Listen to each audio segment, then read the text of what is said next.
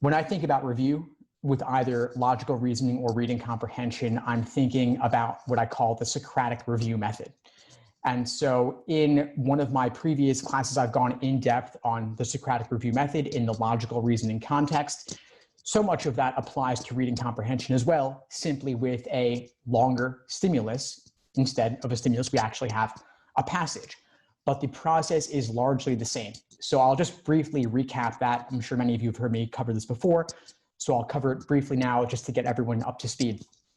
With the Socratic review method, you want to ask yourself a series of questions to determine where your misunderstanding stemmed from. Was it in the passage, was it in the question stem, or was it in the choices? If it was in the passage, you want to determine what it was about your approach to the passage that made it difficult. Maybe there was confusing wording, maybe they referred to something backwards, or maybe it was just your approach overall in terms of your note-taking strategy, highlighting, underlining, annotating of any sort, summarizing along the side, or if it was just the content itself. There's a lot of things it could be. You want to figure out specifically where your misunderstanding came from if it was in the passage.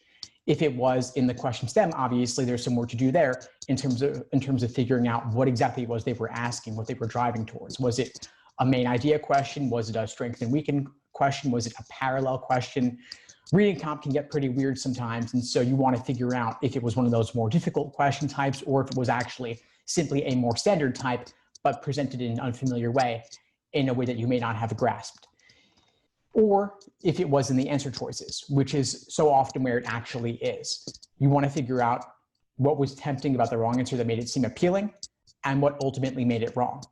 And if it was something in the right answer that made it seem unappealing, what it was there too. So what tempting wrong answers and discouraging right answers. One or both of those may be at play. And you got to figure out what the trick was and where the actual truth was. And so you got to repeat this process several times, both in logical reasoning and reading comprehension.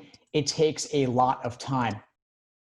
Thanks for tuning into the show. Please subscribe if you haven't done so already to be notified of new episodes as I release them. And feel free to reach out if you need anything at all as you move forward with your prep. I'm happy to help however I can. In the meantime, I wish you all the best and take care.